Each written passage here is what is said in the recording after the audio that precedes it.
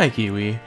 So, I've been wanting to do this for a long time, but now I have the time to do it, and I thought this would be a pretty cool little surprise present for you.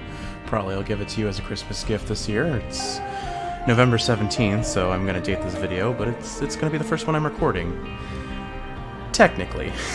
So, I may have been recording for the last hour, and I had a pretty decent run, honestly, and everything went wrong in the matter of 3 minutes, where I realized, one, I wasn't actually recording, and then my run just crashed and burned. So, we're trying again. We're just gonna try again. So today, I think I'm gonna do greed mode this time. I need something safe and predictable. We're gonna go greedier with Lilith. Can't really go wrong there.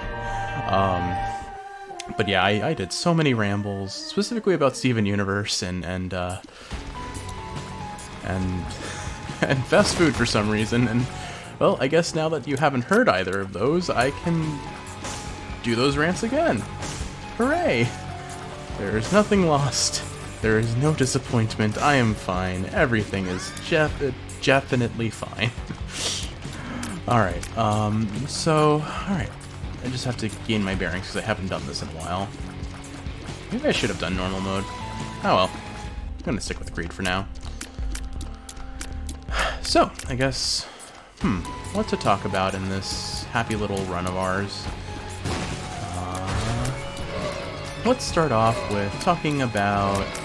I was supposed to activate that before I started the run, I think. Oh well. Anyway, I guess I'll talk about Steven Universe first, because, I mean, that's what I talked about first in the last ramble. And at least now I know what I said, and I can maybe say it again and better.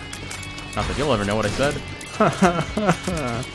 Anyway, I first and foremost, I hope these videos help you fall asleep. Certainly that's part of the reason I'm doing Isaac. I figured it would be a nice, familiar, relaxing intro where at least you get to relax and I get to panic a lot. But Steven Universe. Alright, so I've really been enjoying sharing that show with you lately. It's weird. I don't know if it's quite a parasocial experience or how I would explain it, but certainly just the feeling that it almost feels like I'm revisiting old friends. Seeing the Crystal Gems and Steven kind of do their thing again. I guess it just has this very pleasant sense of nostalgia to me. And I'm genuinely glad you're enjoying it too. I know Steven's personality is very energetic, which may not always jive well with your preference for human beings. And I honestly kind of agree. Starting off in the show, he definitely feels a degree of insufferable, unfortunately. He's just very... He's very upbeat. And I do feel that as the show goes on, it becomes less annoying and more just very, very charming. And I think once you get past that initial, oh man, he is very energetic, he's very extra sometimes. He is a genuinely good person, and the show genuinely feels good to experience. And so yeah, I really do like Steven as a character, and certainly getting to see him grow as a Crystal Gem, as a person, and learn more about his family, I suppose, would be what I'd call it. It is very nice. I do think Steven Universe has some very good writing in it, and we've already seen some of it, but I think it just gets better later into the seasons. We just finished the halfway point of season 1, where we meet Lapis Lazuli, and so it's what's the word? There's still a whole lot more to see. That's absolutely for certain. And I'm curious to see what you end up thinking of it by the end. Certainly, I think the end of season 1 is really strong, and not just because of the song that gets sung during it. Certainly, it is probably one of my favorite songs. Although I think "Here's a Thought" or "Just a Thought" is probably my favorite song now, just because it has been very helpful to me right now, go with everything that we're going through. Certainly life has taken some turns in the last year. But It has... It's a good song. Alright, money shot. You know what? We're gonna do it. This is the run to do it. What could possibly go wrong after taking that? And me choosing not to buy anything with my money. Better hope for an ace of diamonds. Or whatever. Or no, not ace of diamonds. Two of diamonds. That's what it is. Anyway. Guess I'll grab the spoon and then get off this floor. A little bit of damage down, but we'll take it. Let's see, what else? So, that's a good one, right? Yeah, spiders. I like spiders. In this game specifically. And sort of in real life. Spiders are kind of spooky.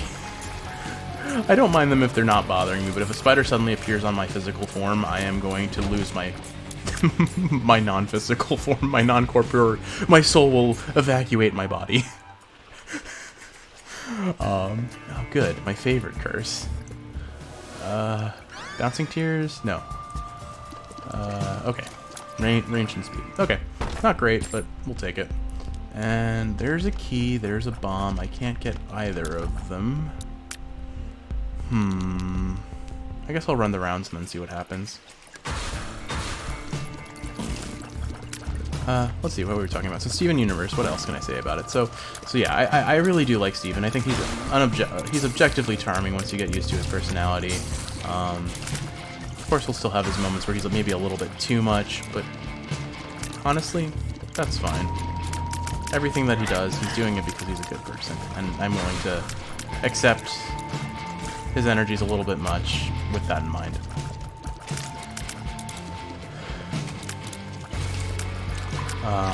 As far as Crystal Gems go, obviously Garnet has to be my favorite. She is just the powerful mom character, and you'll see later on she's a lot more developed. I mean, all the gems get a lot of development, which I think is really nice. It's very fun to see how these characters develop over time. Why do I have a shield? What gives me the shield?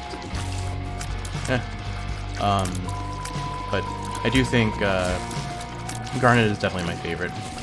I'm biased towards the gauntlets too. I think they're cool looking.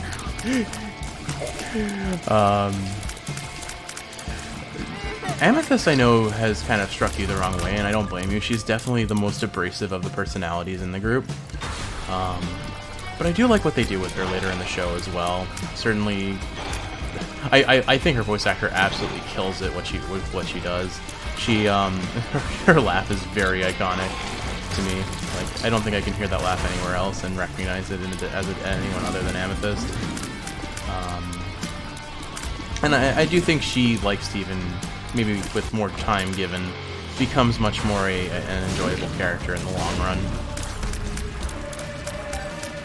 She, what else can I say about her? I think her transformation ability is very fun to play with as well.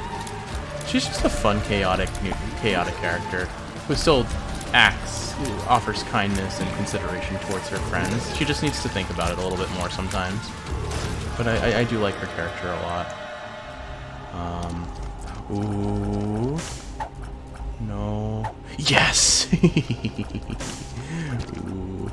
Ooh, this is good for a Money is Power run. Now, do I save it or do I use it here? I guess I'll just use it here. Ooh, that was good. That was really good for this. This is gonna be the run where I really don't have that many items, is it? Just because of Money is Power on grade mode. But yeah, I do honestly, I like all the Crystal Gems a whole lot. I think they balance off each other very well.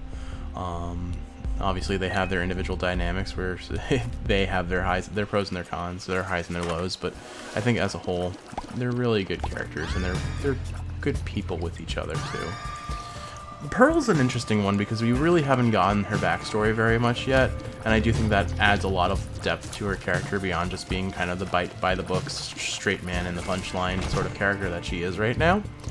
We've gotten glimpses of it every time we visit Rose's kind of the places Rose used to frequent, or there's wherever Pearl's connection with Rose Quartz comes up, we see glimpses of it, but we haven't really seen it in full yet.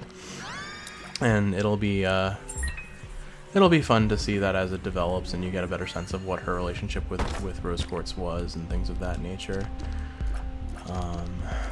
I'm not feeling risky enough to I'm not feeling risky enough to grab that red box, so I guess we're just gonna start the run. Oh, I should have gotten the key. Oh, I have a key. When did I get a key? Did I buy it? Whatever. It's fine. Everything is fine. I have memory. I have a functioning memory. Anyway. But I do like Pearl a lot. I think she's very... I like her when she acts as a mentor to the other characters, because certainly she is a bit of a nag, but I also think she's always acting with their best interests in mind. She's very caring. She's certainly a mother figure like everyone else. I mean, you can make arguments that Amethyst is the least motherly, but I feel like even Amethyst, to a degree, has a motherly role to Steven. I would argue more maybe like older sister vibes. I think older sister is probably what they're going for. Well, that was unfortunate. Older sister was probably what they were going for with Amethyst, and then Garnet and Pearl are really the moms. Which is, when I think about that dynamic, I've never really thought about that dynamic before, but I kind of agree with what I've said. But, or I guess another way to view it is they're all kind of like the older sister figures, given... I feel like Garnet is mom, and maybe Pearl is also older sister, honestly. But also mom. She has mom-friend vibes, she really does. Either way, I digress. Oh, well, this is unfortunate. Well, I guess we're just gonna start a new run. That went poorly. Yeah, but all of the crystal gems are in some way. There are so many reasons to like them, and especially when you get more of the context of their backstory. Certainly, we've had a very brief glimpse, given what Lapis has said, and it's curious to know what anything she's alluding to so far means. Certainly it's concerning when the characters that you've followed for the majority of the season are suddenly, their morals, their allegiance is suddenly called into question. And we'll get to know more about that obviously through the rest of the series, but I'm curious to know what you're thinking right now with what they've told us. Ooh, intrigue and mystery. Secrets. Anyway, yeah, and certainly there are a lot of characters that you haven't really met yet that I think you're going to like. One in particular, I think you'll quite like, Peridot. She has Entrapta vibes. I know I've alluded to there being a character you're going to like. I don't know how soon you'll get to like her, because she starts off antagonistic. But, I mean, I guess Entrapta kind of does antagonistic things too. And you do like your villains, which, you know what? I think you're going to like her. Plain and simple, I think you're just going to like her, especially as she develops more as a character. You won't really get to see that. Probably not for a while, at least. But, yeah. She's fun.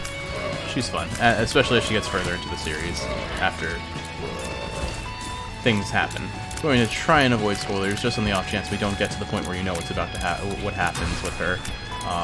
Certainly, I don't think you're going to see these videos for at least a month, and so I think at the rate we're going, that's more than ample time for you to have a fighting chance of seeing what I'm alluding to.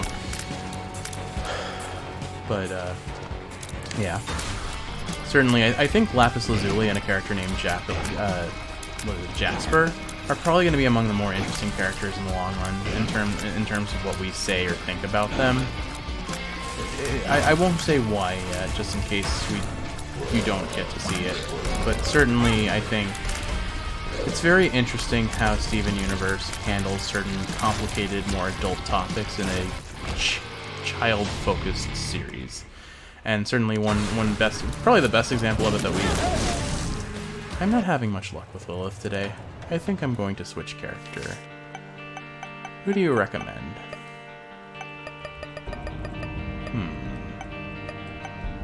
Random. And we get... Sure, why not? What could possibly go wrong? I think he starts with 3 blue hearts. I don't remember for sure. But yeah, I think they do a lot with their characters. They keep coming back. They keep getting developed on. And that's one thing I always love about these sorts of shows.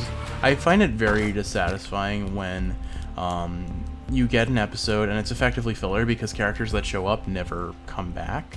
And so it's very satisfying to see characters actually coming back and being relevant later in the show. And they do that a lot in Steven Universe, which I'm very grateful for. I think it's one of my, it feels like it should be more common a trope than it is. But, you know, it's like the satisfaction of everyone coming together for this common goal. It's just, it feels good. Anyway, but yeah, Lapis, as you've already kind of gotten a hint towards, is a very complicated character. She's dealing with trauma, she's dealing with loneliness, she's dealing with likely betrayal to some degree, given how she interacts with the crystal gems, although you don't know why.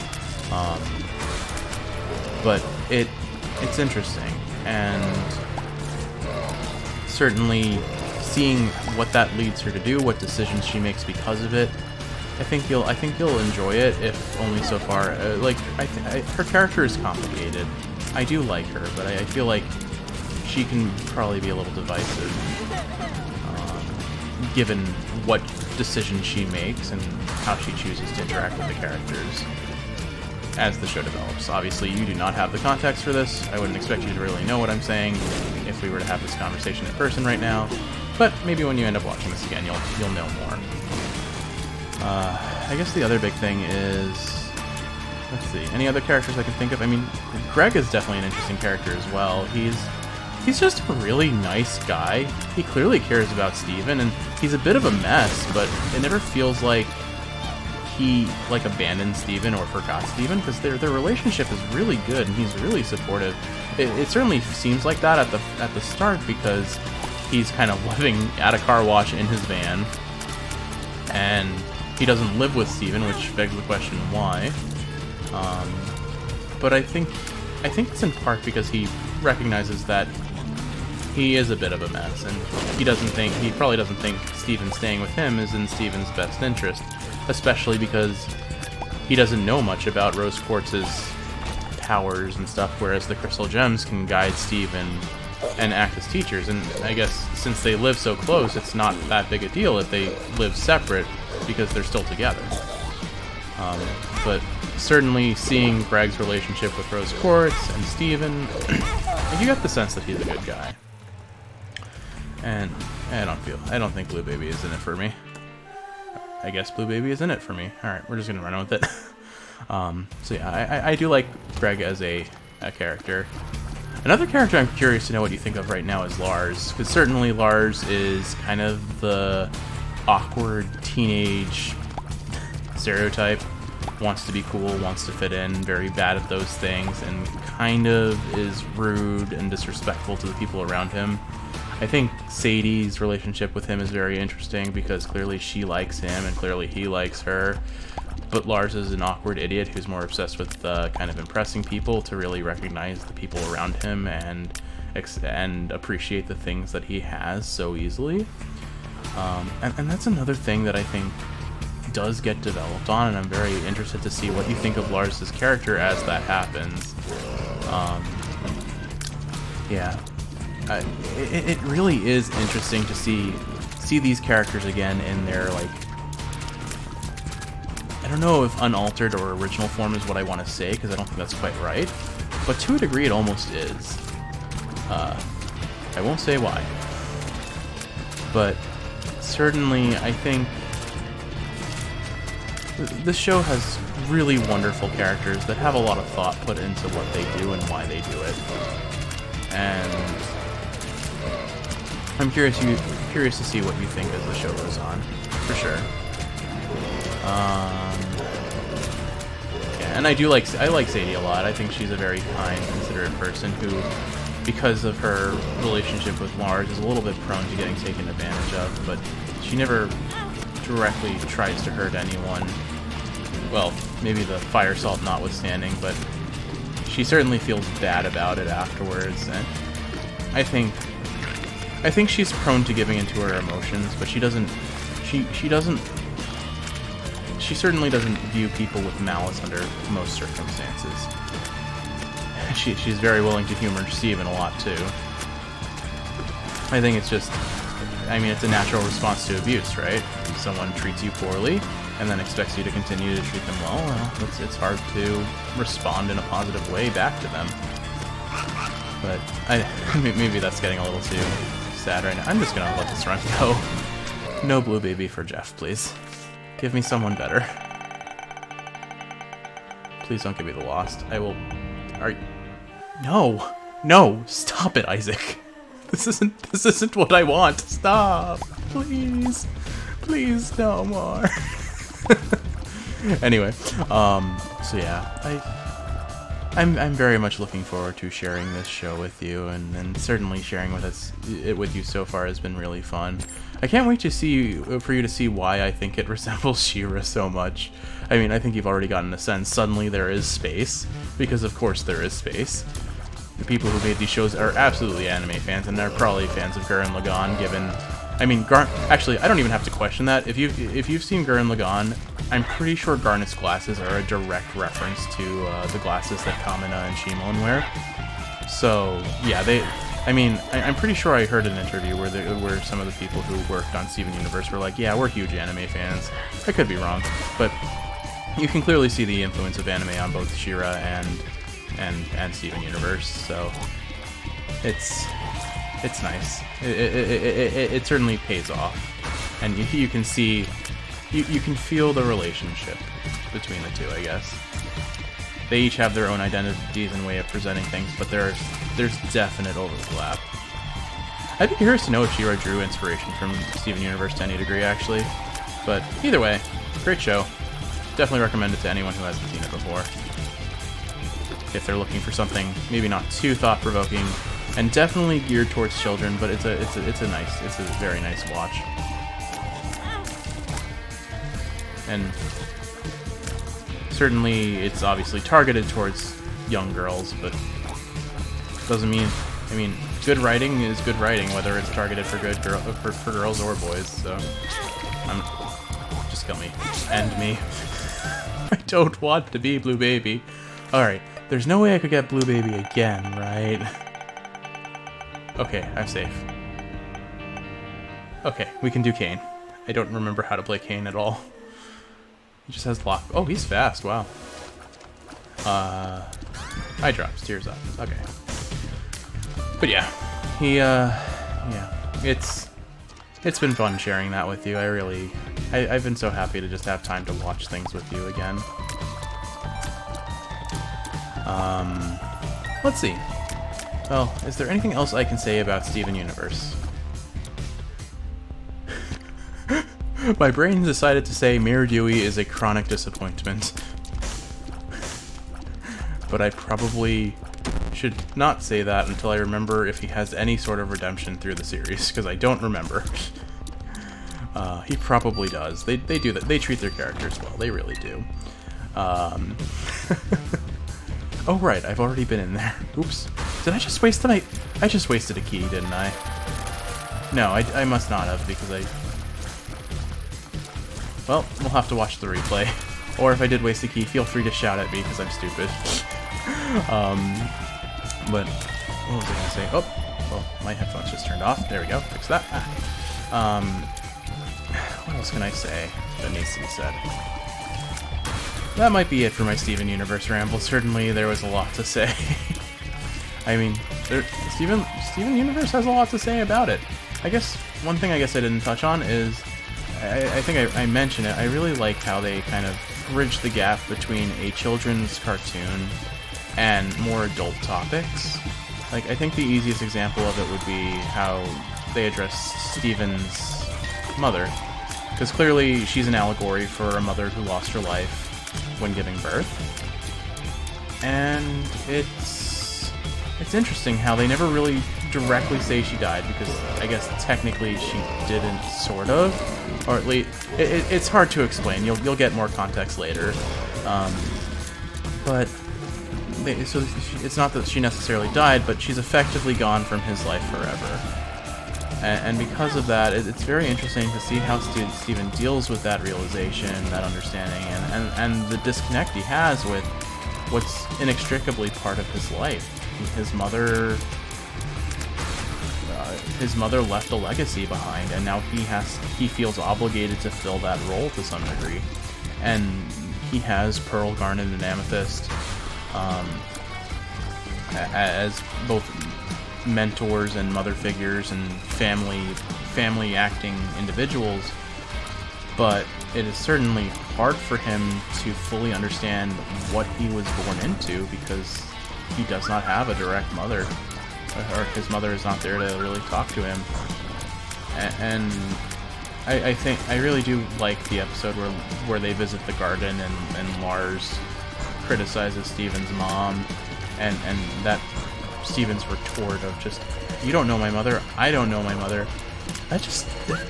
Man, that felt bad. And it's like, it was so well written in that moment, but you really just feel genuinely bad for Steven, because he's right, he doesn't know his mom, and he never really will. He only has videos or... Hi, Lust. Alright. This has not been going too smoothly. Tammy said, woo! It is hard. It's certainly hard to deal with that. I can't imagine being in his situation where he has such huge expectations of himself, and those around him have those expectations to some degree as well, and he doesn't feel like he can necessarily meet them. But I think that's also what's really charming about the show. It's the fact that he tries. He really goes out of his way to be kind to others, even when life hasn't been so kind to him. And yeah, well, I guess that's enough gushing about Steven Universe for now. Certainly we'll have more to talk about as we get further in the series, but I'm running out of topics. So I guess the next topic we have for the time that I'm recording this at is fast food. I don't even remember how I got onto the topic of fast food. Oh man, I suck at Isaac today. I really am sad I didn't get that recording. Alright, let's pick a character who is very safe to pick. Alright, we're just gonna go with the easiest option every time. Alright, so yeah, I don't even remember why I got onto a ramble about fast food, but boy did I. So, oh, yeah, I think, well, I'll talk about it. So, so I guess starting off, I really am not a fan of fast food as a whole. It's just, it makes me feel gross when I eat it, and thankfully as a kid, I got so sick on it consistently that I just swore off of it altogether for the most part. I think the one that hurt me the most was Burger King. I certainly made some very bad first impressions, because my first time having Burger King was at a friend's house, and I was allowed back, but I threw up a lot. I threw up a lot. McDonald's definitely hasn't been great to me either, but it's probably one step down from the misery that Burger King has caused me. Wendy's was the safe space for fast food as a kid. My parents very quickly discovered that if we were to ever have fast food of those like kind of like core American chain restaurants, it had to be Wendy's between that and, if you will permit me to call Wendy's, McDonald's, and Burger King as the big three, because it does feel that way, at least from how they were marketed to me as a kid through commercials and whatnot. It definitely feels like that is what they were. The big three chain fast food restaurants. Man, I am just aiming for these spiders. Wendy's was safe. I could eat it and not be demonstrably sick. And on the other hand, other fast foods that I have not had much of, Taco Bell. You'd be surprised, because obviously Taco Bell, you know my relationship with tacos. In life, there are three things I love most. You, dogs, and tacos. And there are a few things that will ever change that. They are the ethos of my existence, if you will. And I've never, despite that fact, I've, if ever, only had Taco Bell once. And I don't think I've even had it that once. I remember being at a friend's house and them talking about ordering Taco Bell. And I don't think I got it with them. And the fact that I don't remember if I did means that I probably didn't. Because, you know me, I don't really forget tacos. I wouldn't forget a meal as important as having a taco with friends. As dumb as that sounds, you know it's true. So I'm pretty sure I've never had Taco Bell either. Which is probably a mistake. I feel like I would like Taco Bell, given my defining character traits, if you will. Alright, I'm going for it. Okay. Okay. Cool. I got good stuff for a change. Yeah. Jeff doesn't forget Taco Bell. Jeff doesn't forget tacos. They live on in his heart and his stomach. Pardon me. So yeah. Let's assume I've never had Taco Bell before, because it feels like a safe assumption at this point. Is that synth oil? Yeah, cool. We'll take that, and we'll take this. I need the heart. Oh. Oops. Didn't think about that. Oh well, synth oil's a good pickup. May as well guarantee myself the good pickup. Wow, that derailed me entirely. So yeah, Taco Bell, probably would love it, but I'm okay without knowing. I don't think I am a worse person for not knowing Taco Bell, but I could be a better person if I did. Then there's, let's see, Boston Market and KFC was definitely a ramble I had. So effectively what that ramble boiled down to was, do I take this? I don't even know what it does. I'm not going to take it. I'm going to do this. It would be helpful if I bought the key first. So, alright, so if I had to choose between Boston Market and KFC, which in some way occupy the same part of my brain in terms of they are fast food that offers chicken of some nature. If I were to have it on the regular, I would definitely favor Boston Market. I think it overall feels healthier. That may not be true, but I'd like to at least humor myself in the thought that between the two, Boston Market is the safer, long-term relationship. But for those moments where I'm feeling experimental and spicy and adventurous, having a nice date with KFC is always, this analogy has gone down a weird water slide. I don't know. Yeah, I would rather take Boston. I would rather have a committed long-term relationship with Boston Market, but with the occasional just one-night stand with KFC. And the reason for that is, one, I guess KFC just feels kind of like a treat and something special. We've had it, what, like twice together, and it was like a pretty long road trip to find it. What was it? I think it was when we were in Ithaca. We drove like 40 minutes just to find a KFC, and then we drove back and ate it. That was such an unnecessarily long trip just for KFC. It really didn't deserve that much attention, but we had a really good night. Comfort food is comfort food, and the effort taken to have that comfort is sometimes very worthwhile. I guess. I don't know. So one, it feels special, and I don't want to lose that feeling. Oh, you guys can spit. Cool. Oh no, it's you. Oh, well, one more try. One more run. Isaac is not going well since that last run was lost. It really hasn't.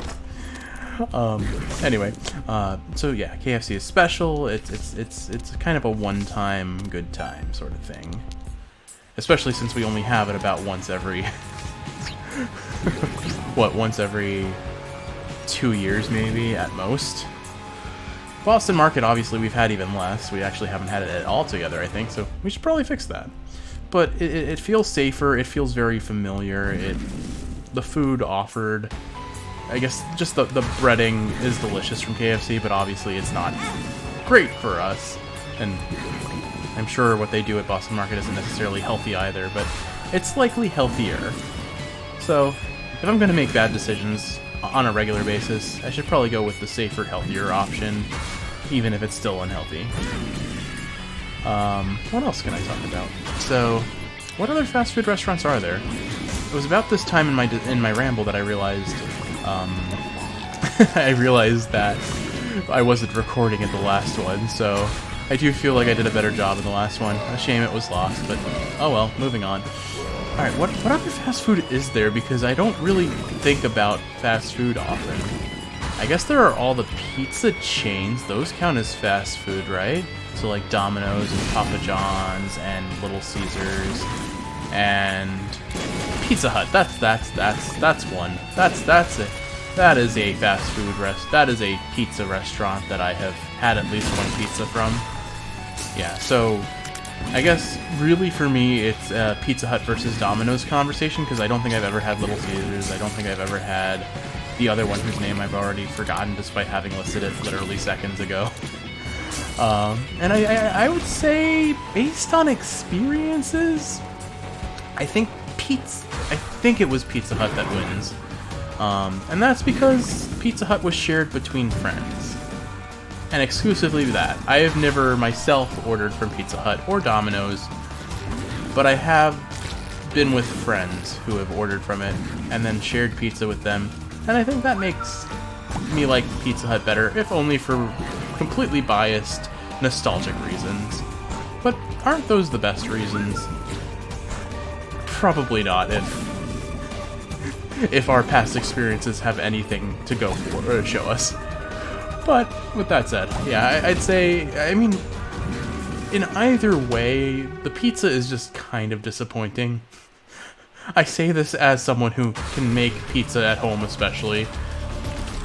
It just, when you can make pizza yourself or you're living next to the pizzeria that we do, why would you ever want to order from Domino's or Pizza Hut when you can get actually good pizza? Like thick cheese, variance in size of crust, but excellent flavor.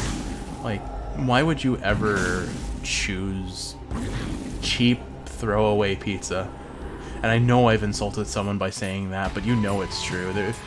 Domino's and Pizza Hut and Little Caesars, they can't be true good homemade or pizzeria pizza unless you're living somewhere where the standards for pizza are so abysmal that you just don't know what you're missing. And that is my hot take on pizza, I guess. I have definitely angered someone. Someone somewhere is very mad at me for the things I have just said. And you know what? Let them... I'm gonna regret this. But I did see tropicamide in there, so... yeah. So let's take this, because that gives... Oh. Never mind, it doesn't give tears up. Never mind. Oh well. It's fine. It's not fine, but it's kind of fine. We'll be okay. Ooh, money.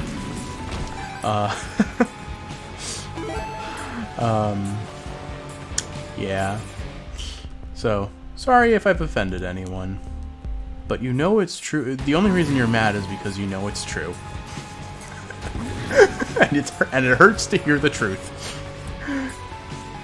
Alright, what other fast food is there? Because I think that's like the extent of my knowledge of fast food.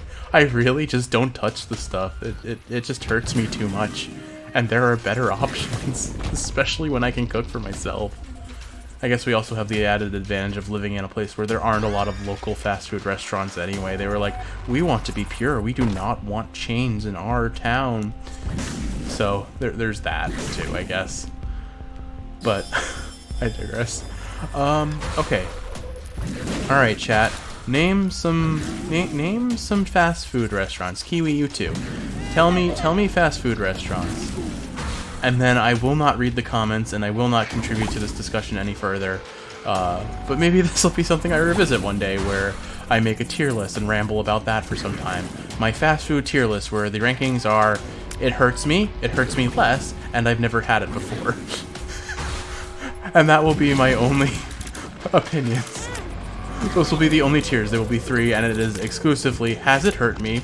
Can it hurt me? How bad has it hurt me?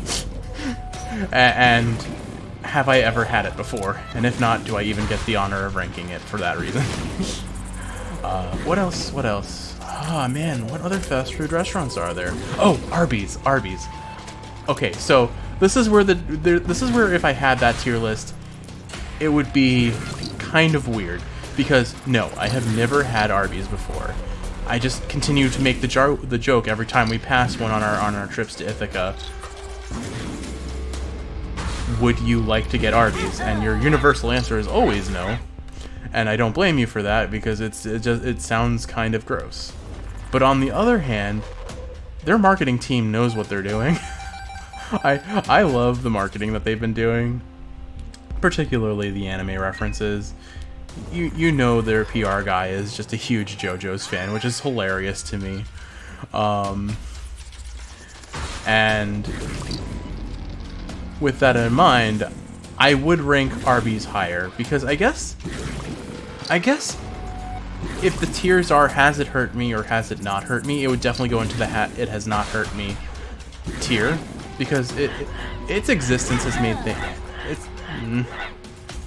its existence has been good, I guess, is what I would say. I don't know how to phrase this, but yeah. I like their marketing. I don't know if I would like their food. I'm by no means a vegetarian, but I see their menu and I think of what pain it would probably cause me. So, probably not my cup of tea. Actually, it would absolutely be my cup of tea. I would just have to suffer for that tea afterwards. It wasn't. It was tea laden with a laxative, is what it is. You're welcome for that wonderful vision, or that wonderful comment in a video that's meant for you to sleep to. Well, granted, we're like 40 minutes into this video now. I'm sure you're already sleeping. There's no way you could make 40 minutes into an Isaac video. But if you happen to wake up in the middle of this video and you heard that, well, I guess that's a different story. In which case, I do not apologize. You are welcome. Oh, this is gonna be spooky. No. Wow. Okay, you're opening. Okay. Oh, dearie me. Ah. Ah. Alright, I'm gonna ramble less for a moment. This needs intense focus. Oh, I got one of them. Okay. I think I'm gonna use the double on this.